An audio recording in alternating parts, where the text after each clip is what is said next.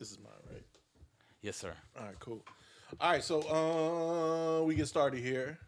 Um, if you're listening, welcome. It's the first ever Gage Against Machine podcast. Some of you guys may know me as Stress One from Golden Rule Podcast, or Stress One from your favorite hip hop songs ever. And yeah, so I'm doing this thing. On Golden Rule, we don't do religion talk. We don't do politic talk. It's straight up music. So I said, you know what? I got a lot to say. I know my friends have a lot to say. My colleagues have a lot to say. So I was like, let me start my own, and we'll go from there. And we could talk about a bunch of things. There's always going to be different topics. What I'm going to try and do tonight is we're going to hit a couple topics, and I don't want to stand them too long. You know what I'm saying? Like I'm gonna maybe get a little counter going, and we're gonna get the stopwatch joint going right now. In the house with me tonight, first guest, first time ever. Why don't you introduce yourself to the peoples? Oh, this is your boy Preach. Preach is back from Golden Rule Podcast episode. Lost Files. Yeah, Lost Files. yeah, very very early. So welcome, man. Thank you. Thank you for being here. And if you heard Preach's episode on Golden Rule, if you came over here from there, then you know what you're in for. Definitely some comic book talk tonight. Oh, absolutely. I think, and if anyone knows me and Preach is the same way, we're very big into comic books. Okay, we're fucking nerds. Absolutely. You know what I question. mean? Yeah. Proudly. That's it. Sci-fi, comic books, all that good shit. Anime. And with that being, I don't fuck with anime too much though. Oh, we got to get into it. Yeah, then, I don't That's like something I the gotta put Dragon you Ball on Z to. and all that. I don't fuck with that. Nah, That shit looks gay as fuck. Look, man. Well, look, we'll get to it. There's Yeah. just so much more beyond Dragon Ball Z. And All right, so let's just jump into it, man. It is today's February 20th, yes. 2018. 2018 started pretty good for me. I gotta say, so far so good. And with that being said, with comic book nerds that we are, Black Panther just dropped this Yikes. past weekend. Yikes. Your thoughts? I mean, As a black man, there- let's let them know. What's he talking like that for? All right, let's just get that out there, because we're definitely gonna, before we even go into this, which is gonna be long winded and stretched out. I'm sure. I think let's put everything on the table and let people know exactly what's going on. So, Preach, born here, African American, Caribbean American, and everybody knows I'm white as shit. Go. All right, true.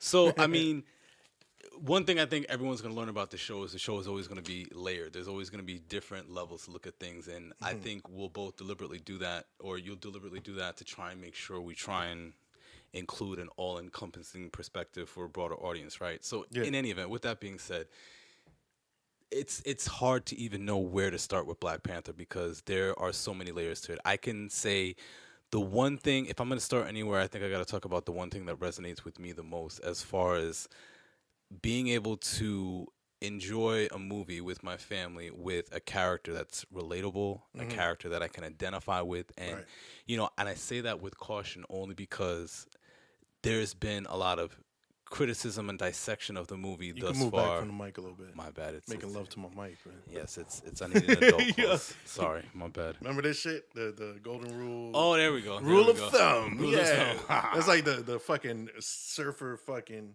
Nobody can see what we're doing. All right, carry on. So my bad. Yeah. I should say it was a little. But intro. again, that's why I wanted to let the listeners know your background. True. I mean, you know what I mean? Because you can sit there and like, what's going on? I'm like, where is he coming from? We'll get video eventually. Yes, absolutely. So, but like I was saying, I say this with caution because I know there's been a lot of dissection of the movie already, and there's been a lot of attempted undermining thus far, and then, on the other end of the spectrum, I think there are a lot of, newbie, slightly nuanced nerd followers that are jumping on. I don't want to use the word bandwagon because it's a welcome place to be to talk about this movie, but just not having a historical perspective on it. But for me, being able to watch it with my family and have a character that's relatable, I can identify with. I mean, Gage, you said a second ago that, we're both nerds, and I've been deep into comics since I was a kid. Superman, Batman, Green Lantern, the whole gambit. And while I lauded and admired these characters from a fantastic perspective Hmm. up until adulthood, where you can appreciate the artistic content of the writing, Hmm. I wasn't able to ever identify with mainstream upfront characters Of on a course, broader yeah. perspective, and with such a, I guess, a colorful background, a nurtured background, as far as where, like, okay, the main character's name is T'Challa. He's the king Hmm. of Wakanda, and just being able to present a reflection of a society untainted by any incursion. Let's not even use the word Western incursion or European incursion. Just Hmm. a region pure, Colonists, yo, exact. The that shit cracked me colonizers, up, man. the colonizers. That's gonna be my new word, man. I'm The sorry, it's colonists, gotta go there. oh man. But I mean, and look, it was just great, like, to be able to see positive, strong African American, and let's call it for what it is. Like, I don't want to be nuanced and politically correct with it. With Yeah, black nah, actors, with not on this actors show. that, absolutely Yeah, not. yeah, Characters that look like me, characters that look like my son, characters that look like yeah. my father. I mean, even looking behind the scenes, the stunt men and doubles were all black men, and Hmm. the writers, like, they're already Yeah, talking about doing a sequel. Hopefully, like, let's put that out there. I'm just reading rumors, yeah, but whatever. yeah. And it's just inspiring, because we're not watching a fantastic tale where the hero is some anti-hero coming from the dredges of society Yeah. and bringing himself up from the gutter. Here Hmm. it is, where we're coming from royalty. We're already Yeah. speaking from a very high bar. And I like how, even in the conflicts of the movie, and again, no spoilers with this, but even No, with, no, we gonna spoil it because oh, you should have seen this shit already. yeah, this is true. This You is know what I'm true. saying? Like, if you, this is for comic book fans. True. This show definitely, where it's gonna be one of the major talk points. So I'm not, All fuck right. that, man. If All right. if you say you like comic books like you do, then you should check it out. If you just checking my show out for the first time, you haven't seen Black Panther, you're not a comic book head, you should have saw it. Absolutely. So, all right. So then, going with that, like, with the Hmm. conflicts of some of the characters, like, all right, the main antagonist of the movie, which you can argue the fact whether you look at Killmonger as Yeah. an anti-hero, Hmm. or a counter-establishment Right. hero, or the reluctant hero, but even the conflicts of his upbringing.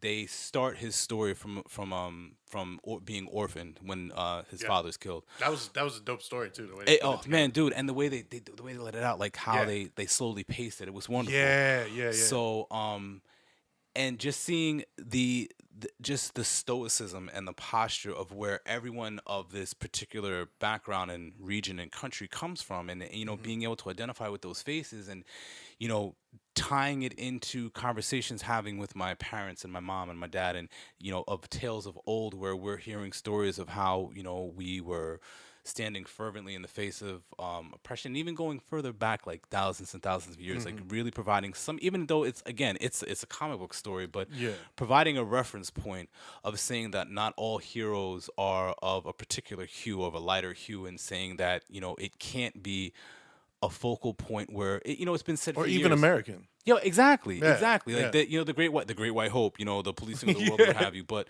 and we'll get into all that Yeah, Roosevelt no, stuff of later. course. But it's like just being able to see a visual representation of tales of kingliness, of pharaoh status, of the richness of the resource of the earth, and like I said, it just sticks with me so much, and I'm sure there's so much more. I definitely want to hear what you got to say, because there's so many layers to talk about this. I mean, we have to talk about the relationship between T'Challa and Killmonger, and the confrontation T'Challa had the second time around, seeing his father, as far as asking why.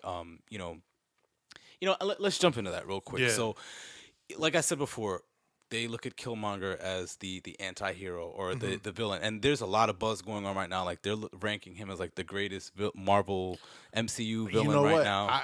Yeah, he's up there. Because I mean, that's Marvel's Achilles heel, right? But They but got see, no good villains. well, no, look, I think Loki is a very fun, playful villain. Yeah. Thanos is one of the most threatening villains to ever I come think along. he's gonna crush it. Oh, I think he's gonna Yeah, I destroy think it. he's But gonna I think take I think what makes Killmonger such a valid and menacing villain is it's almost palpable, like what he's going through. You can almost, like feel and relate to the emotion of his intentions. This isn't deriving from He some cosmic conquest to want to no, destroy the no. To world. me, and again, this is just my white man point of view in America. To me, he was a reflection of the black community, of them all coming together, and they're I don't know the word I'm looking for. Just the frustration. I think it's You know a what I mean? combination. If we can think of a word like a combination of frustration, disillusion, and confusion, just like malaise. Let's use social malaise. It's like just being in a fog about like how did we get here? Wait a second. If you're telling us that we're of kings and queens and empires and kingdoms, and why were we in bondage for 500 plus years, and why were we subjugated to all these oppressive tenures that exist now? And a lot of people, and this is another thing going on social media, like we'll talk about the bots and trolls and all that we'll other get to that bullshit, later. but there are comments and posts on social media trying to undermine and demean the fact that, oh well, Killmonger's not the villain. Like, why didn't Wakanda come and save them from slavery? Like, yada yada yada. What I think, and I thought about this right before I got here, because I said, all right, how can I adequately really try and speak life into the statement? And it's not a question of asking, well, what did they do? Why didn't they do anything back during the slavery times? Again, knowing the artistic perspective and context of why movies are done, that's a question left to be made to the present for us to ask ourselves the questions and to look in reflection, and it ties into what was said in the after credits scene, where he said there's more, and it sounds like a cliche, but there's no truer cliche in the world than this, that there's more that makes us alike than makes us different, that separates us. It's true. So and from a historical perspective, I was making comparisons just to drive it home and identify with it. Like, you look at where Killmonger was coming from, you could kind of maybe identify it almost as a Malcolm X approach, by an any means necessary approach. And you look at Pre-Mecca Malcolm X. Yeah, there you go. There you go. Pre-Mecca Malcolm X. Put that out there. And a lot of people listen to this may call it blasphemous to even, make comparisons in this, but look. And then look at where T'Challa was coming from as far as a Martin perspective, like trying not so much a pacifist perspective, but a discernible, pensive perspective. Like, all right, what's in the best interest of, the many of in my people? Like, what are the consequences? And I think that was taking a more cause and effect approach to, like, if I do this, this is going to happen. And, taking in consideration all the other implementations and subversions within different governments and what have you. So I think so. And then again, you could look at Killmonger as a component of ideals, and I say this in a positive context. I want to stress this in the ideals of like the Black Panther Party. Like, if you look up the Black Panther 10-point program, those are the tenets or the pillars that they developed that still exist to this day through like after school programs and school lunch programs. But they had a very militant approach to how they were going to establish civil rights, or a separatist. I don't know. It's not even a separatist identity, but just an identity of recognition. Like, you're going to realize that we're here, and we're going to enact the same rights as you. So and then it becomes some amalgamated type of perception, almost like, again, like a cause and effect of your experience in your environment, where you have to accept the collateral damage of what being or obtaining your goal to, I guess, gain reparations or understanding of why, going back to Wakanda, why T'Challa didn't come for him. He admitted to killing his own people on his own land. So you have to ask the question again, okay, you're obtaining a certain goal at what cost? And then who are we identifying as the enemies? Who are we identifying as the allies? And, does it become more of a socioeconomic struggle within a certain contextual ethnic experience, or is it a more unitary approach trying to bring everyone together, stuff like that? So like I said, I think it's multifaceted. I've said a lot that probably people are going to go back and like, wait a second, what did he mean by that? But it's just, I think it's a multi-layered film that you can't take in one sitting. You can't limit yourself to only one perspective of where people are going to come from, as far as how that's it impacts the thing, them. man. You got to understand too. Like okay, so you're explaining it from your point of view as a black man in America. True. Where you're gonna not understand, but you're gonna see a perspective that I'm not gonna see. You know, I might know about it Right. from talking to you or talking to Right. whoever, but it's and here's my problem going back to the whole Black Panther party thing, where okay, you there's a dotted line to what you said in the movie and Right. how it correlates, right? So and I saw before the movie dropped there was some kind of groups saying it was promoting the Black Panther Party. Right. That's what the movie. Nobody saw it, but they obviously didn't. I mean, that's just the ignorance, right?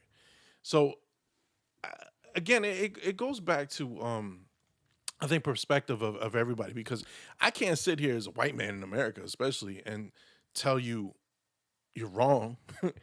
Your perspective is off. Because how am I supposed to identify with that? And then it goes back to you saying, well, this is someone you children can identify as a character. Right. Because Hollywood is whitewashed, and it's still going to be whitewashed, and it's always been whitewashed, you know. Look at Asian and Latino characters. You know, still to this day, you still have white people playing Latin characters. You know what I'm saying? Latino and Hispanic. So we're in a fucked up place. But at the same time, I like what this movie did. First of all, I always like to point out, like, people like say stupid shit where it's like, yeah, well, Blade was the first black superhero, and that's all well and good. But let's take the whole superhero thing out of the equation, right? And just go by. First of all, the movie was dope on its own. It didn't have to be a superhero flick, Right. You know what I mean? Like, it just so happens that Black Panther is, and that's why I like the movie so much, because it wasn't your run of the mill superhero movie. True. It was just, here's a movie about Wakanda. And it's royalty and what's happening, Right. and one of their own that was left in America. Like that's how I saw the movie, Right. And what I don't know. There's, like you said, there's so much to it, but my point in I guess perspective of this movie is that first of all, you could just enjoy it. Second of all, it's you know, what am I want to say? Here's what I want to say. Here's what's going through my mind. See what happens on Blaze? Yeah. I can't get my thoughts straight. So basically, I seen some shit online, an article or something, or a comment. I don't remember what it was, but someone was like, oh no, it was a Yahoo or one of them talking about the movie. Rolling Stone, one of them, and they were saying, they mentioned got fucking Bilbo Baggins in the movie, the white dude from Avengers. He's the liaison. What? The white dude, from that CIA cat. Agent Ross. Okay, right. Right. Agent Ross. Now, they were like, oh, one of the few, and they mentioned his name, and they, in parentheses, it says one of the few white cast members. I'm saying In the credits. in the article. Oh, in the And I'm article. sitting there like, Okay. well, why does that got to be said? Right. Because I read the rest of the article. I'm like, is that relevant? Are they talking about the fact that it's mostly African American, or not even? Because I don't think oh man, what's her name? Maz Kanata, Lupita Nyong'o. Nyong'o, I think it was. Lupita I don't think I don't think she's from here. No, she's from Africa. She is from Africa, She went right? to I believe she went to acting. College theater school in London, but she's so from Africa, yeah. I don't want to make Nigeria. a statement like that. Yeah. But okay, so all black cast. Right. Air quotes. So I'm sitting there and I'm like, all right, well, maybe they're gonna drive that home. And they didn't. And I just thought that was kind of stupid. Like, what kind of journalism is this? Why are you pointing that out? You know what I'm saying? So anyway, going back to that, I like to take Blade out of the equation, and I always go back to Red Tails. Whenever I talk about this. Yes, now, yes. a lot of people don't. If you haven't seen Red Tails, go see it. It was produced by George Lucas, and it was about the I think World War I, World War II. World War I believe II, it was World right? War II. And the first African American pilots, fighter pilots with the Navy, or was it? I think it was the Navy at the time, Air or was it? Force. It was the Air Force. Yeah. Because the Navy used to be the Air Force. I don't know, whatever.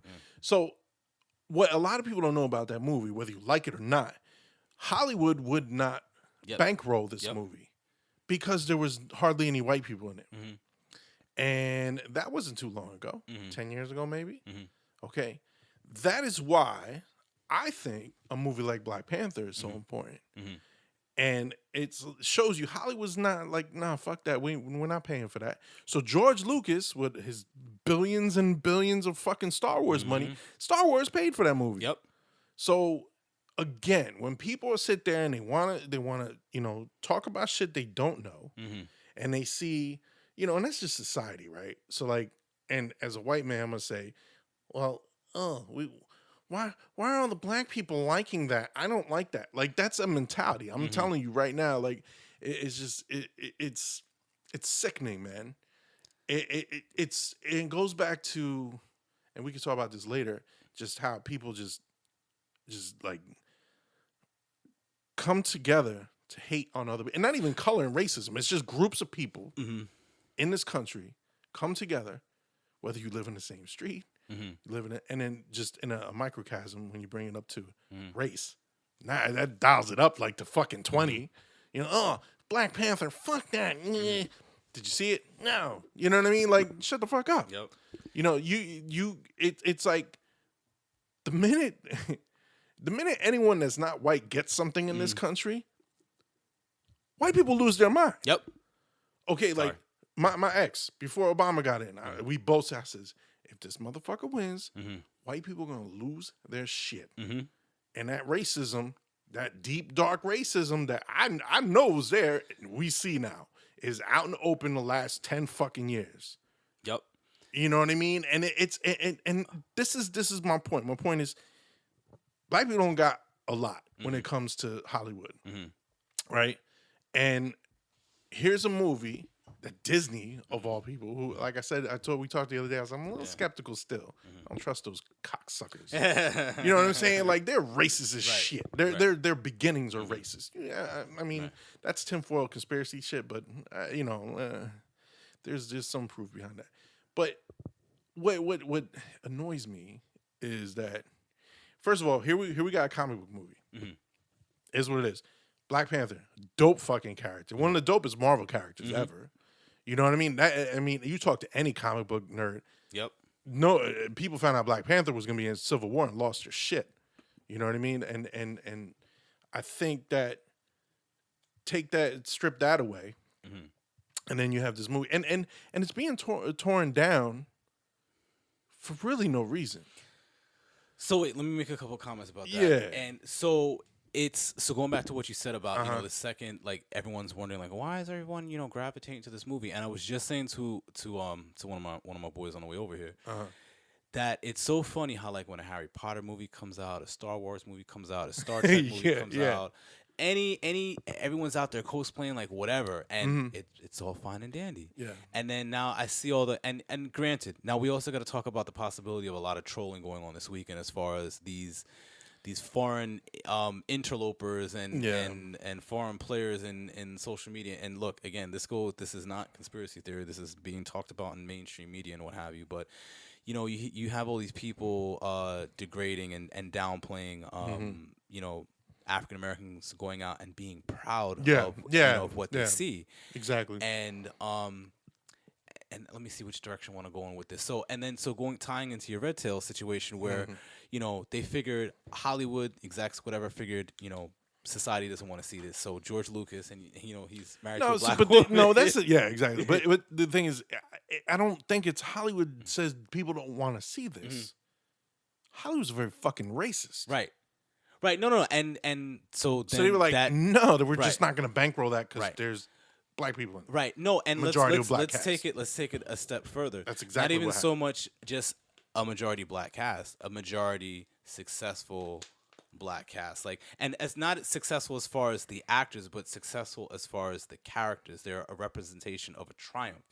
Yeah. A representation of excelling, rising above and beyond, and being protectors of the system that inadvertently is holding them back. And then to tie that into other historical representations of African Americans in film. Like, my particular gripe is whether this is true or not. I think this conversation we're having right now is about perception and interaction. So, and I'm not saying regardless if it's true or not, it has to be understood that a majority of my experience and my reflection have looked at African Americans in film and have always viewed them or viewed us coming from, ratchet circumstances or depraved circumstances. Like, look, Denzel Washington got an Oscar for playing a fucking dirty cop on fucking Training Day. Yeah.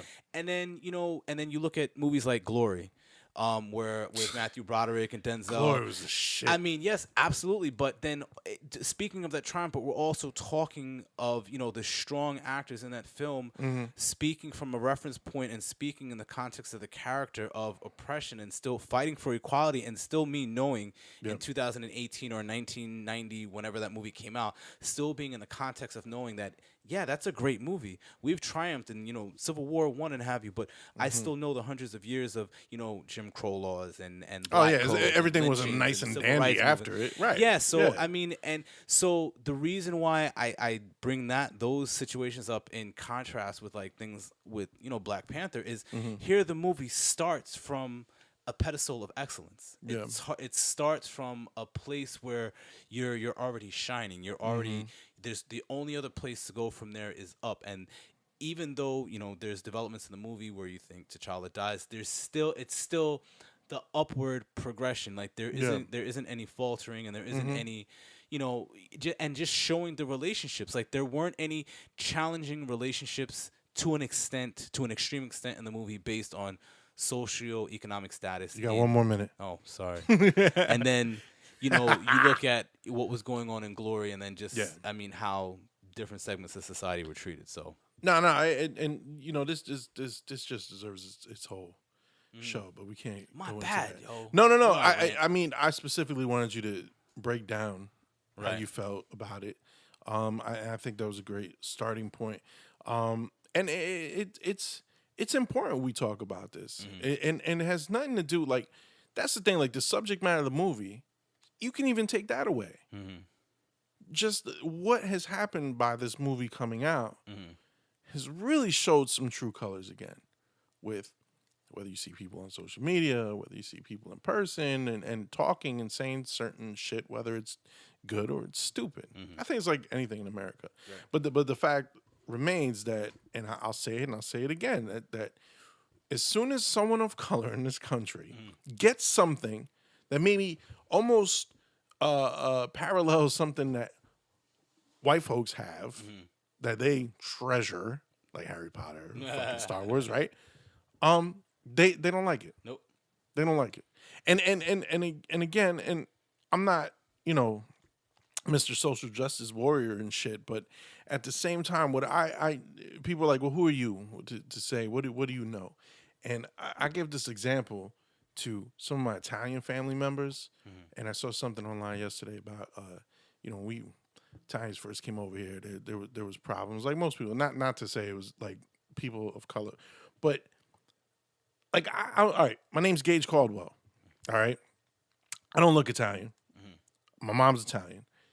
And I like to point this out to people. When it comes to these racist pieces of shit in this country, and I'm talking about the really, not the ones that joke around and find like us, like we find stereotypes fucking hilarious.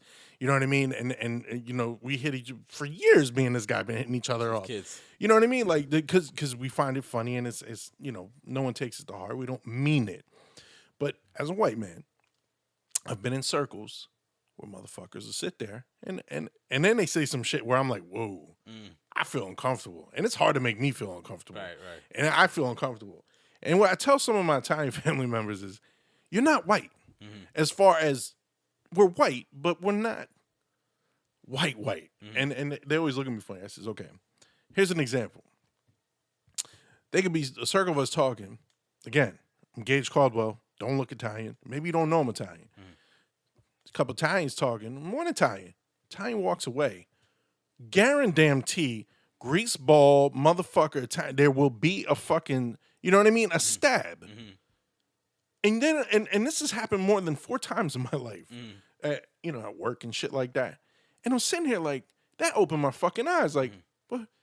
I was like, man, they don't we're white too. What is this madness? And as a young kid, I saw it. So I always tell, like, when I see a family member or a Italian person I know, They start getting fucking, the fucking this and then the fucking N-word. And I said, hold on. Let me tell you a couple stories about what. I was like, these people that you saying you trying to emulate, because that's what it is, these motherfuckers don't like you. And that's a problem. And it goes back to the hate in this country. Yep. It's so, first of all, it's old as fuck. And it runs very fucking deep. Yep. And I think, again, that comes back to these people like that. Hatred, that old white hate, that trickles down. They see something that, like, can't have no black superheroes. That's ours. Yep. You know what I mean?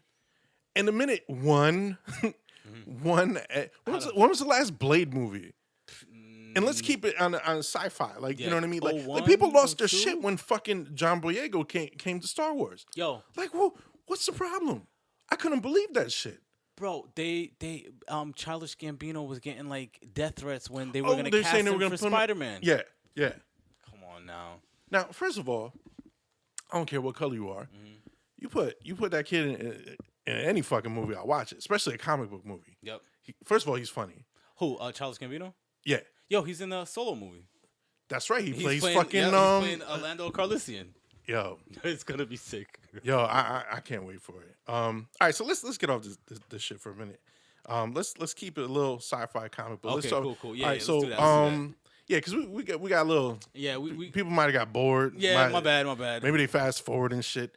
All right, so let's keep it in the movie realm. A lot of people hating The Last Jedi. You know what? I can't even fucking front. I haven't seen it yet. I hate you. But see, it's funny you bring that up though, because I was talking to Ant yesterday, and there's a movie gets to a certain point of conversation where it happens so much where you should see it, but the conversation happens so much that you're just like, fuck that, I don't want to see it now. There's a lot of movies I'm like, and it's Star Wars. I don't want to see the last Fast and Furious. I haven't seen the Last Night yet. Transformers: The Last Night. Nah, fuck that. Like I didn't do the whole Twilight series back in the day. Those are like you can't compare Star Wars to fucking Transformers and shit like that. To know, all right. So we also have mutual friends from high school, whatever. So I'll give them a shout out. Yeah. Damon and Chris Adonato from Woodbridge. So two diehard Star Wars fans, like like canon shit, non-canon shit, novels, toys, collectibles, the whole fucking 9 yards. Yeah. Like Chris, table, man. Making noise. My bad. Yo, Chris even does Yo, I'm such an amateur. Yo, Chris does videos with his kid with like lightsabers and shit. In any event, they hated the movie. And then they kind of broke spoilers for me, and then my brother saw it. He was like, yeah, Luke dies, and they built up Snoke so fucking big, and then he dies in fucking 10 seconds, and then and then reading, and then I got tainted by some of the reviews after the fact, and they were talking about J.J. Abrams. Sorry. And they were just saying like how J.J. Abrams and the writers were trying to usher in the new fandom for Star Wars and to signal a new generation. I'm like, yo, but it's fucking Luke Skywalker, dude. Like, how do you do him dirty like that? Yeah, no, I liked it. I loved it. I thought it was. No reference. Okay, so real quick, anybody that's seen it, like it, love it, whatever. I dug it. I didn't give a fuck about Snoke because obviously from the first one it showed you Kylo Ren is the badass, you know what I mean? And they showed a little bit of Snoke in the first one. The second one, you got a little bit of him too. I really didn't give a shit. Now that's the thing too. There's another movie coming out, so you can't go by. True. They killed him off. They might give you a little backstory. The next one, he might still be fucking alive. This is Star Wars, man. You know what I mean? Plus, they're throwing curveballs left and fucking right. So I would wait till the whole trilogy's done, like I did with because I was almost done after Attack of the Clones. Right. I was like, what the fuck is this bullshit? And then Revenge of the Sith came out. I loved it. Yes. All right, so you didn't see that. But for even though I didn't see it, like, could we agree that The Force Awakens and then The Last Jedi kind of follows the same formula of episode 4, 5, and 6? Like, The Force Awakens felt like A New Hope. I didn't see The Last Jedi. That's done on purpose. Right. But so, and I would assume it's done on purpose to try and connect like the new audience. There might be some other all the Star Wars movies allegedly it's a Japanese way of storytelling called ring storytelling or something like that. And whoever's listening, if I post this on wherever, just correct me if I'm wrong. So they're supposed to have like A New Hope and Phantom Menace have similarities allegedly in the storytelling. There was a YouTube video where they put them up next to each other, and it's almost like the same story in the movies. Yeah, I see like what you mean. Attack of the Clones, Anakin loses his arm, Right. Empire Strikes Back, Luke loses his hand. So I was bringing that up to kind of explain away, I guess, because in 4, 5, and 6, you only saw glimpses of the Emperor, and you got the premonition or the imposing, impending doom of the Emperor, and then fucking dies by getting thrown over a railing in fucking the Return of the Jedi. So I guess again, falling in line with that type of storytelling, the way Snoke dies, there was this big build up to him. You're wondering like, who the fuck is Snoke? And then I hear Kylo Ren chops his ass in half. So. Yeah, you know what though, like. There's so much more story left to know. tell. And at the same time, I'm thinking like, well, one, I didn't give a fuck about him. But like I'd be interested to find out where he came from and how he became a Sith. But I mean, if you go to the canon and the backstories, I mean, it's just I mean, he's not there. But I mean, it's just like there's so many fucking ways people I'm sure in the galaxy there's more Sith around there trying to be the one of two or whatever. I mean, that's going deep into the nerd shit. Right. But some of the diehards didn't like it. I liked it. I thought it was dope. Marcus, me and him went, and he liked it. And he grew up on the prequels, right? Right. So yeah, all right. So Star Wars, you didn't see it, so thanks. Sorry. Came prepared. Yeah, I know. All right. So what else we got going on as far as nerd stuff? Now, I mean, we got Solo coming out. That looks dope. We could kind of bitch about Justice League for a little bit. Yeah, that's. I mean. Nah, that's probably been beaten to death. Like, fuck it. Yeah. Fuck you, WB. Yeah, allegedly Zack Snyder got fired. He loves instead Zack of him Snyder leaving. though. Yeah, I bet you I liked his vision. Dude, man. Look, we're not gonna beat a dead horse. If anyone gets a chance to watch the Kevin Smith review of Justice League, he actually talks to people who worked on the project that actually saw the Snyder cuts and some of the cuts and I tagged you in it. Wait, or you brought it to my attention. You brought it to my attention. I don't know. Some of the shit they were gonna do is just it would have been every DC. Like, Darkseid was in it. Yes, he made a Darkseid was cameo. in the fucking movie and they cut it. Bro, it just doesn't make any fucking they sense. They cut Darkseid for something's bleeding. Shut up. Yo, that man real. don't make jokes. Like, come on, man. Like that. It was funny, but it was like again, that's why I think Ben Affleck wants to dip. Yeah, and I think he's pissed off. off. Like he was, and he sold me just like Heath Ledger did on his Joker. Like I was like, okay, I'll buy in. I got you.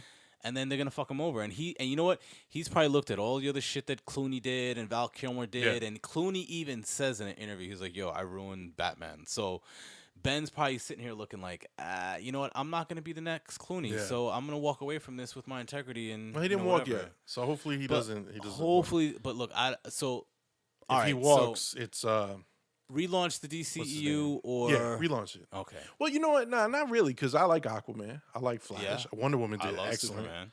Yes. Now you got the suit. See, this is what I'm saying. He this is his story. This is his trilogy. Nobody stuck around for it because it started with Man of Steel, Batman vs Superman, and the comic book heads like us, we know that Batman. They're like, oh, that Batman's mean. That's Dark Knight Returns. Look, Batman. oh my god! And my dude, I was just about to say the same thing real quick. Yeah. All you Batman vs Superman haters, fuck out of here, bro. That was lifted off the pages of Dark Knight Returns. Literally like, was. yo, there have been so many. Like, I think it was a great adaptation, bro. Like it was visually like whatever. Anyway. But you know what? You okay? So you had 2008. You had Marvel come out, Iron Man, and that started everything really. Yep. I mean, you had Incredible Hulk, which I liked. I thought it was cool. Could have been better. Which one? One with Edward Norton. With Ed Norton. I loved it. Yeah. I'm so mad he didn't come on for Avengers. That was a money thing. But anyway, no, and it was his agent. a story thing too. It was a story. I think he wanted to be involved in writing something. If I recall correctly. But you know, so it started this thing and it became a trend, right? Marvel movies. And I haven't seen a bad Marvel movie yet. Right. And I'm happy. And we both lean towards DC, but I'm like, yo, give me a Marvel flick. Yeah. You literally made Guardians of the Galaxy one of my favorite fucking Marvel movies. A Marvel flick, not a Fox flick. A Marvel flick. Yeah. Well, Deadpool. We'll get there. But you know, just like anything, people gravitate to things, and bandwagon, right? They want to jump on. And the problem with that is people jump on to these movies, which is fine. It's another medium of these characters. But they want to instantly become us, where we grew up and we read the comics. We know some of the stories. We know the arcs. And I'm not, you don't have to, but at the same time, don't start judging shit if you don't know the origins of it. And I think that's with anything, really. Yep. You know, whether you're talking comic books or you're talking about a movie like Jurassic Park. Jurassic Park is totally different from the book. Yep. Totally different from the book. So, you know, I haven't heard anyone that says Jurassic Park sucked. But again, there's scenes in the book and that should have been in the movie and some extra shit in the movie that shouldn't have been there, whatever, yada yada. But you can't if you're gonna judge something, at least know it. You know what I mean? And then that brings us to current society. Everyone is so eager to hate on something or to judge something because it's the trend. Yeah. You know what I mean? Yep. It's the trend. So many people now are just, you know, it goes back to what I was saying earlier. A group of people all decided to say not like something. Yeah, I don't like that too. Typing on the fucking keyboard. These fucking comment section is like I equate comment section on the internet to Mos Eisley. That's a little Star Wars reference. Guys. Scum and villainy. Yeah. The scum and villainy of the earth is fucking in all the fucking internet comments. Whether it's YouTube or it's a fucking movie site, comic book site, political site. These people suck. Yep. Look, not gonna go off on a tangent too far, but it's funny again because this is the second time you mentioned about not us, people getting together to hate in the comments. Yeah. If anyone gets a chance, 2 seconds. There was a book written in 1949 called 1984. And it's just, again, written in 1949. It talks about a dystopian future. And again, this is not going deep conspiracy theory, but in the book, first couple of pages, society's become so programmed that every day, all of society has to stop for 2 minutes. It's in the book. It's called 2 Minutes of Hate.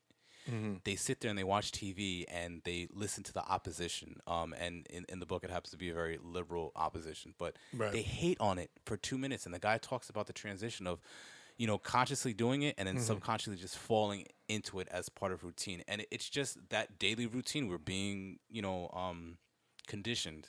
I'm not going to speak for you. I'm not going to speak for anyone listening. First thing I do is check my phone when I get up in the morning. First fucking thing I do. I go check my email, go through my shit, do my daily bank shit, just go through my finances if I have to. And then I go right to Instagram. On the ball, Instagram. You know what I mean? Like, and I try to stay current with content on Instagram because of like shit like this and the music thing.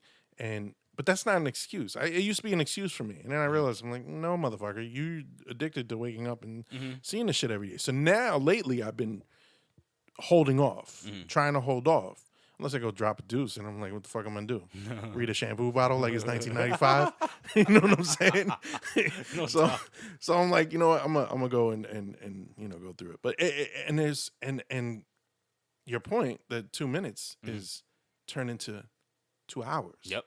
You know what I mean? And we're all guilty of it. You know what I mean? No one's off the grid at all. And you never will be. Never.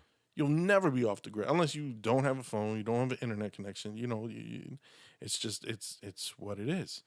1984. I've been meaning to read it. I've seen excerpts. I talked to people who read it, heard some crazy shit. I suggest everyone to check that out. Behold a Pale Horse is another one. Yep. I haven't fully read the whole thing. Again, excerpts, and I'm guilty of it. I've had it sitting on my computer for years. I haven't checked it out. And he says some shit. Fucking William Cooper, man. Yep. Just, you know, and I mean, not for nothing, they murdered that man. Yep. That's what they murdered that man. Yeah, just you know. They said he's letting too many secrets out. He the thing that stuck out with me, and again we're gonna get back to sci-fi, I promise you guys. But the thing that stuck out with me about Behold a Pale Horse was when. But hold up, man. This show ain't about sci-fi, man. This show's just we're running Gage against the machine. We're running all. We're going taking on everybody. Yo, we fucked with Hollywood in the beginning. God damn it. You know what I'm saying? Now we fucking with social media and you fucking hating pricks on the fucking comment section. I hate you all.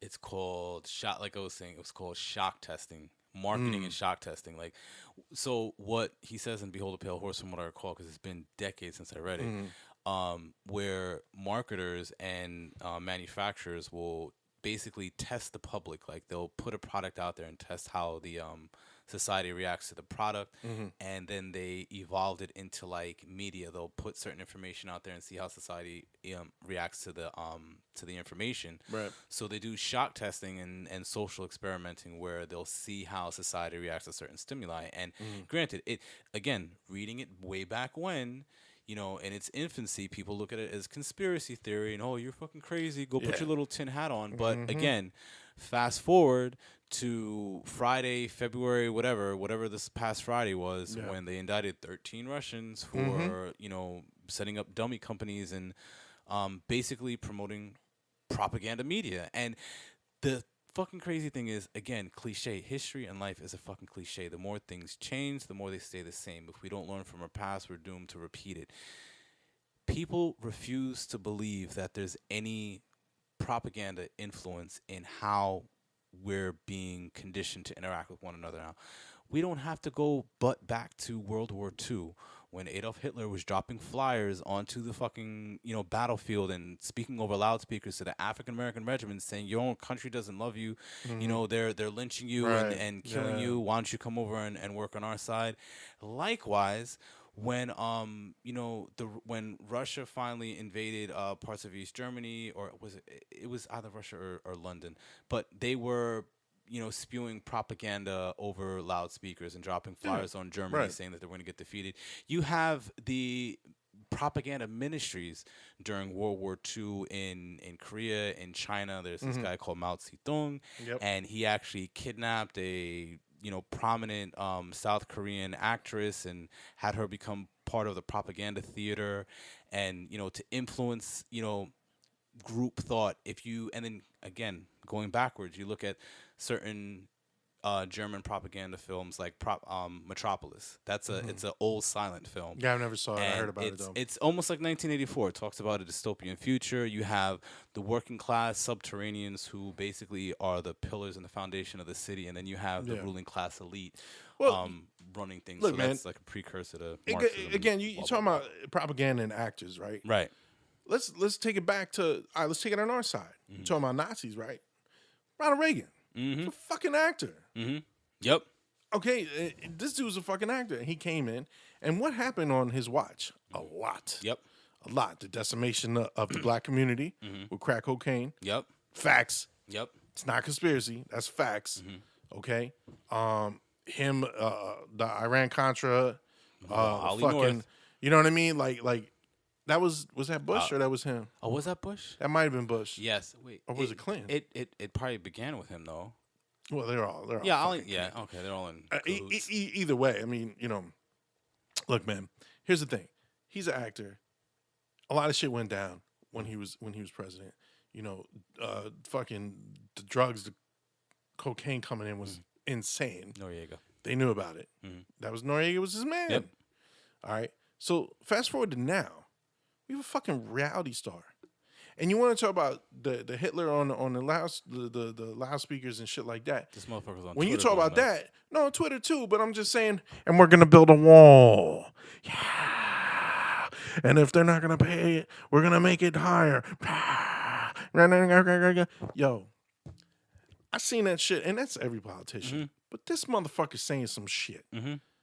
You talking about making walls, and this dude's talking about people coming over and they're killers and they're murderers and Hordes at the gate. like this is again, it goes back to those circles of me and other white people talking, and the people that are actually fucking full of hate.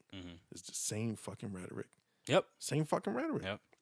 And then people are fucking defending them. That's insane. Dude, we can talk the racism. Even if you want to, and just to our audience members that may not identify with or don't want to identify with the whole minority perspective of things, let's put it from a child perspective. Yo, they just defended Roy fucking Moore, regardless. Yeah. I mean, granted, innocent until proven guilty, but you cannot sit there and fight so fervently with some degree of reservation and Nobody's say, innocent to proven guilty. that seems uncomfortable. He did what to a 14-year-old when, and he was how old, and there may be like, you're so quick to believe all these other accusations, and that's all they are right now against Hillary Clinton, liberals, whatever, but yet it's so hard for you to swallow that this guy may have done some inappropriate things with some young ladies. Like, Yeah.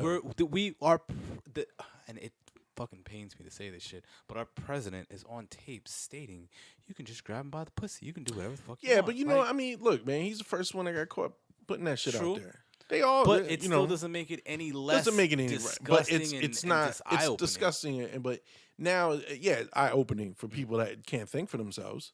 Yeah. You know what I mean? Like, come on, man. You tell me this shit wasn't going on. Clinton, Bush, Reagan, But then and Bush Senior, and Bush all of Jr. it, but all of it and look, because of the dissection of, you know, liberal conservative views or whatever and ideologies, whatever, it all gets convoluted and it all becomes a distraction. You know, what this fucker said on the bus is just as important as whatever Clinton may have done and whatever this child molester may have done. But we all get marred down in what our ideological foundations are and say, okay, well, this is the platform I'm going to stand on, and not realizing, like, this fucker down here in fucking Alabama, and it was just I just hate politics, man. Let me just leave it at yeah, that. you know what though? I think once you get to the point where you stop respecting the president, and I don't, not any particular person. I'm talking about just the whole charade of being president. President's a fucking face to put blame on. That's what it boils down to. You know, it's fucking stupid, and people are gonna sit here and we're gonna argue amongst each other, liberal, conservative, independent, whatever. We're gonna sit here and fight with each other over motherfuckers that don't care. They pretend like they care. Hillary Clinton, I mean, look at her track record. People are fucking dying all around her that were involved in her fucking campaign. Facts. These are facts. Mention this. You know what I mean? There's no. I mean, there's a fucking trail. Yet, think about, like, let me play devil's advocate on the liberal side, right? And I'm not conservative, I'm not liberal, I'm not, you know, if you had to classify me, I would say libertarian, but it's all bullshit. But what I want to say is that people saw, all right, she had Bernie knocked out. That's another fact. The DNC knocked Bernie out so she can get the That nomination, shit came out. right? Okay. Regardless of that, she did something against her own party. People still, I'm with her. Hashtag I'm with her. This is brainwashing at its finest. Yep. People, and again, it goes back. It's on both sides. You got a fucking cocksucking, racist, ignorant fucking president who will not admit he's wrong. But then you go on the flip side of things, and then you got hashtag I'm with her, even though she screwed who probably would have been president. More than likely. I mean, I'm not saying he's any better or any worse. Right. You know what I mean? But then and again, even coming from that perspective, you still got to factor in the whole voting for the lesser of two evil perspective. And that, I mean, I look, and I think it for us to have a responsible conversation, we got to at least acknowledge there are the people who voted for her just because they were scared of what the fuck possibility there was with him. And then you have others who said, fuck no, I'm not voting for either one of them. And she fucked up anyway by, you know, and again, we can hash that out for fucking hours. But you know what? But people dropped the here's ball where over. I think the collegiate vote should have fucking came in. Yeah. You know what I mean? Like, people were undecided. Nobody knew what the fuck was going on. It was our representatives' job to say, okay, you know what? Let's try and figure this the fuck out. And they didn't. Right. Yep. They fucking didn't. Absolutely. Because at the end of the day, your vote don't mean shit. It's you know, it's who you put in office. Yep. You know, it's dude. It's all. I mean, look, by now, if you haven't seen in our adult life after the recession in 2009, if you still believe there's any kind of hope with fucking politics, you gotta be crazy. Right. You gotta be crazy. Right. I mean, but I think, at least for me, because this is, and again, this is where the appreciation for the show comes in, because I think, because you said before, like, to jump back to something you said before about, like, people don't care. This is one of the reasons why I wanted to do the show with you today, especially because I've banned myself from making comments on social media for a number of reasons. Yeah. For the fact that I'm not gonna enclose my world to the 50 or 100 or 1,000 likes I'm gonna get, and there isn't any contextual reference to a conversation. You can't decipher someone's words, their tone, It's their all intent. convoluted, And yeah. but I mean, I'm not gonna leave what I have to, because I put value in what I gotta say, and I'm not gonna leave how someone internalize it or receives it. I'm not gonna leave it to their interpretation of how they hear me in their head. So, you know, being able to have this conversation. So, we vary, or we differ in our perspective as far as whether or not our vote counts. Like, I think the way, and again, you know, and my contemporaries can challenge me on this, and you know, I may change my mind at some point, but do I think it completely counts? No, but I think the votes drive the narrative. I think it drives the Oh, yeah, I agree. expected. I agree. It's like one of those old school books we used to read in elementary school, like turn to page 20 if you want Tracy to go down this road, or turn to page Yeah, whatever. Like yeah. they're watching the trends and they say, okay, well, this is where we're gonna kind of modulate into that arena to manipulate. Because you're right. President's a figurehead situation. Like, you know, we were sold in high school and elementary school on, you know, the three branches of government: legislative, executive, and judiciary, and all that other shit.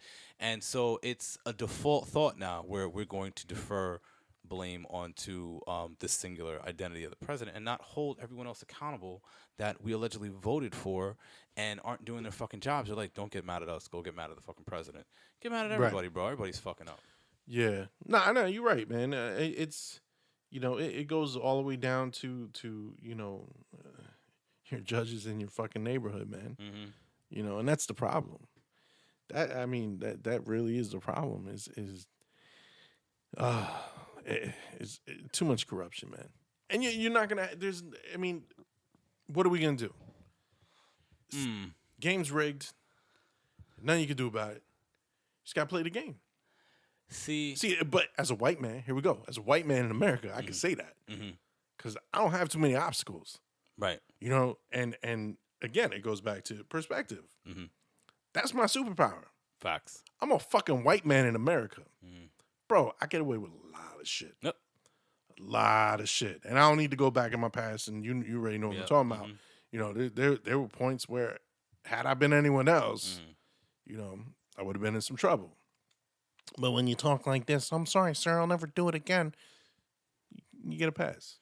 And yet on the flip side, when a motherfucker like me, you're in the wrong place at the wrong time. Motherfuckers are convinced you're that fucking dude. Yeah. Yo, and look, man, everyone lives with a certain degree of being naive to us. It always takes that one incident to happen to erase that degree of being naive.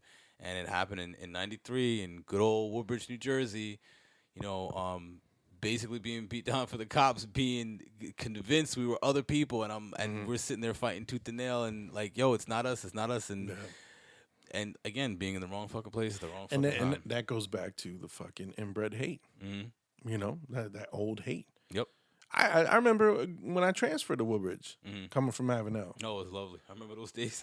Yo, I can't. I thought I went back in fucking time. Yeah, man. Yeah. Living in Port Reading. Cause I'm sitting here and I'm hanging out. Now I moved instantly. I moved to Port Reading. I was like, now this is a new kind of area for me. You know, growing up, and I shared a fucking bedroom with my brother till I was 15. And you know, I come there and it was funny because, like, you know, I was into, you know, everything, and I was into hip hop, and I was and you know, I got made fun of in that neighborhood for liking it, and I was like, fuck this neighborhood, I'm going to Carteret. And that's how I got a lot of my Carteret friends. I went down there, and it was funny because I remember going my first few weeks in Woodbridge High School, and I'm like, yo, where the fuck am I? Like, I went to school in Colonia with fucking rich ass kids that you would assume would act like assholes. And there was a handful. I mean, there was probably more than a handful. I didn't associate with too many of them, but I couldn't understand that. Like, yo, here we are in a school with kids that are actually millionaires, probably a couple of them, and everything was cool, and I wanted to stay in that school. And then I go to this other school, and I'm like, all right, well, it's, you know, I'm not dealing with these rich little snobby fucks anymore. Yeah. I'm with my people, my blue collar folks, and the hate, crabs in a barrel. Yo, I just couldn't believe it, you know. And yeah, but again, it goes back to you see it. You saw, like, obviously these motherfuckers that we knew that were very racist Fuckers. and ignorant. You know that came from their parents. Mm-hmm. You know what I Absolutely. mean? Like, it's not like just one day they woke up and was like, yeah, I hate Arabians today. You know what I mean? Like, no, Yeah. they just it's handed down. It's handed fucking down. I Generational never hate. understood that, man. To this day, I was just like, where the fuck did I move to? I hated it. Yeah, and hated and I saw it all too, and again, because you graduated 2 years before me, Yeah. and the way I moved and the different circles I was in, the context was different, but I still saw it from afar, and I just tried to distance myself from that shit. I was like, man, whatever, Yeah. I'm gonna leave that shit over there. You know what? Don't get me wrong though. There was, and it's funny because a lot of us were all still friends today. You know what I'm saying? And see each other from time to time. And I got a lot of really good friends from there. But I just, again, to this day, man, I just fucking just blown away by just, oh yeah, that was. But again, and it goes back to the Woodbridge PD. Oh back shit, then. those motherfuckers. Woo, those motherfuckers. There's a few good apples sprinkled here and there, but for the most part, the dudes I interacted with were very, motherfucker. Yeah, I know, man. But you know what? Nowadays, I hear it's not too bad.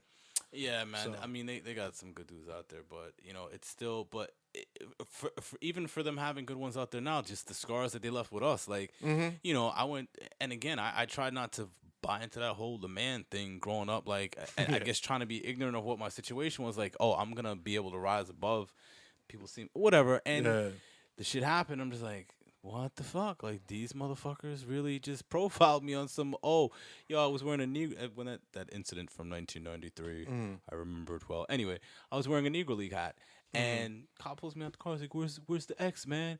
Oh, it ain't nothing but a G thing, right? I'm like, this is really, I'm like, yo, this is really going down. Yeah. These motherfuckers are really going there, so whatever, man. Life goes on. Yeah, I mean, look, man, these are learning experiences, and you take this and you just take it and run with it and learn from it, and it molds you and pass it on to your kids and let them know, That's the hope. Yeah. I mean, shit, my son's about to start driving his own car. Yikes. And I'm like, I tell him, like, yo, man, I always got to remind him, like, brother, you look Spanish. And it's not like it was in my day. Right. However, motherfuckers gonna fuck with you. Yep. Depending where you drive. I get fucked with, what do you call it? Coming home from work, my part-time job. I've been pulled over 3 fucking times. Yeah. Driving. You know what I mean? Now, and then I'm like, yeah, how you doing, sir? Whatever. And I tell him I'm coming from work. But it was like that 3rd time. This dude, he a little younger than us. You know what I mean? And I was like, I don't get nervous, and I'm not a kid anymore. I'm a fucking grown ass man. So I kept my music on low, just to let him know, like, bro, I'm here. I'm not scared of you. Like, why? I didn't do nothing wrong. But at the same time, like, I had a expired inspection, so I was like, I wanted to go home. I'm like, I'm not gonna fuck with this guy. He's gonna make my night worse. And he was very disrespectful. You know what I mean? And take away the whole color thing, obviously, because we're both white guys, right? But you know what I mean? Like he paused and heard. I think I was playing like Sean Price or something, and I saw it on his face. You know what I mean? Yeah. And that's I still see it working at that bar. It's in Red Bank, New Jersey. There are a lot of those motherfuckers that, I walk by me and I hear N-word, like, come on, man. 2018, but whatever, you know what I mean? But again, I tell my son, I'm like, look, man, I was like, you could be driving to Red Bank, they pull your ass over. I was like, luckily your name's Marcus, last name, you know what I mean? Yeah. So you got that going for you. I was like, you look Latino, man. I was like, and like, your friends are Latino and black. I was like, so you're hanging out with them. Like, these are the things you need to learn. I was like, I'm sure your mother talked to you about it. I says, but I'm just telling you from my experiences with my friends coming up. And again, it was a different time. But obviously, things haven't changed. Right. You know what I mean? So, shit is crazy, man. we moved a little bit, but we didn't like the notch of progression. Everyone thinks we progressed so far from, let's say, the 90s, but not really. Yo, it's not like Wheel of Fortune wheel, yo. It's just like one little click. Yeah, that's what I mean. Yeah, it was like you click from bankruptcy. Yep. You know what I mean? Like, dude, that's where we're at, man. Yep. And sometimes I feel like almost that the click's going backwards. Yeah. And we're like for some reason went against physics and Yeah, click wait, and went whoa. backwards. What the Hey, what are you doing? That's where we're at, man. But Oh. all I can say is, as long as we stay positive with each other, man, and positivity is key. Yep. You know, you see those comments on the internet that fucking make your blood boil. You see somebody on TV say some dumb shit. Just, you know, it used to fucking irk me. It used to make me angry. I was like, I'm gonna kill this motherfucker. But you know what? Can't think like that, man. Because you bringing on bad energy, man. Yep. And that shit, you know, projected onto other people absolutely. unknowingly. Yep. You know? Look, just like you were talking about earlier about, you know, raised dopamine levels from looking at likes and what have likes you. and fucking, yeah. I'm sure it has the same adverse effect with negative comments. Like there's a negative transfer of energy there. And bro, there's a simple solution, and motherfuckers gonna say it's absolutely fucking impossible. And an example of it being impossible is probably the show, because the only way the show is going to be available is on the internet, and it's getting the fuck off social motherfucking media. Yeah, And it's hard, crazy, man. but I'll say this, man. I'm curious for someone to do this study, this research, and I might even do it myself, just as well. And we're gonna get on the gun topic later. Or another time. Yeah, just yeah, as well as we we about can to look wrap at, up. just as well as we can look at, and this will be quick, we can look at that, Yeah, go ahead. you know, we're a first world industrialized country that has an obsession with firearms in comparison to the rest of the world. I would like to see, if there are billions of users on social media, just what percentage of those social media users are from the United States, as well as look at the comparison of social media hours invested within North America or the Western just North America versus the rest of the world. Right. And I can guarantee you my suspicion is going to be a lot fucking higher than everywhere else. And that's why we've become so susceptible to these influences of propaganda and hacking into systems, and why social media has become so influential in molding how we perceive the world. And just get the fuck off. Like, we can have a conversation. But you gotta cut social media out. You gotta cut TV out. You know what I mean? Moderation, You not gotta, so much cut it out, but no, just be responsible. If you wanna, let me tell you something, man. It's called television programming for a reason, because you're True. being programmed. Right. You know what I mean? Like think about it too. Like the TV and the news and everything.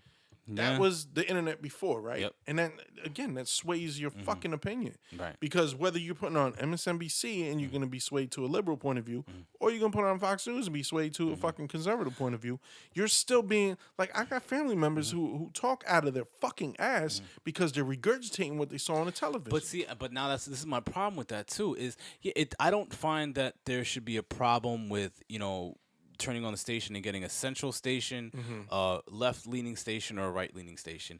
But the problem is when it becomes exceptionally polarizing, and I think when you don't think for yourself, right. And I think news entertainment, MSNBC, Fox News, CNN, has been I don't want to use the word manipulated, but forced into the position of adjusting a extremely polarized position in reaction to social media comments and the instantaneous gratification that people get from regurgitating information to sound somewhat educated from what's on the internet. Yeah. I'd rather have people fucking correct me than me trying to be I'm like, fine with that. well, we know. You know what I mean? Nobody wants that, You know, a lot of people don't know is that if you, these people, these news personalities, because they're not news people, Right. on these shows, they need their SAG cards, Screen Actors Guild cards. Oh, they do? That's interesting. I was watching I think it was a documentary on Fox News. That's Some dude that used to work there, Uh-huh. and he was saying that these people need Screen Actors. You have to be part of the union in order to be on these shows. Since when do you need to be in a union to be a fucking newsman? Dan rather had a fucking part of Screen Actors. Well, see, I mean, I gotta look into it, but like there are different. So you know, my wife's an actress too, but you know, on independent films, and there's different certifications you can get. You can get your SAG card, or you can get your AFTRA card, and this is just so you can be and this is because it's it's an industry, so you have to Yeah. be represented properly Right, and want to make yeah, sure you're getting paid. yeah. But I gotta see what AFTRA is, but to have your SAG That's. card I to be mean, yeah. on, I'm not that's 110% sure. but no, but if but it's it makes plausible, sense. it's plausible, Yeah, it and makes sense. it's uncomfortable, so it Yeah. it suggests. Well, these it's very dudes are just suggestive. reading the fucking script. Yep. They're reading some shit that's being fed to them, and then that's going to you. And then motherfuckers go to work the next day and they're like, Well, no. there's always a difference between network newscasters and cable newscasters. So Yeah. I get it. I get it. Yeah, I want to apologize, everyone. I haven't been that funny today because I'm just kind of just tired, I'm man. a serious person too. Sorry, I'll be funnier next time. No, it's good, man. It was a good first run. Yeah. I definitely want to get your opinion on Black Panther because again, it's more than just a movie right now at this point. And this is good for America.